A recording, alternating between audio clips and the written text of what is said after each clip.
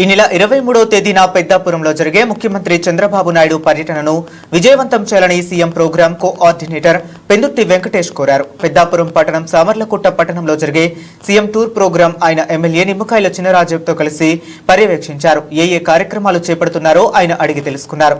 అదేవిధంగా జిల్లా collector SS Mohan, జిల్లా joint collector Rahul Meena, MLC పేరా భక్తుల రాజశేఖర్ కూడా ఏర్పాట్లను పర్యవేక్షించారు. పెద్దాపురం సామర్లకుట్ట రోడ్డు మార్గంలో ప్రైవేట్ లేఅవుట్ లో సభా వేదిక నిర్మాణ పనులు శరవేగంగా జరుగుతున్నాయి.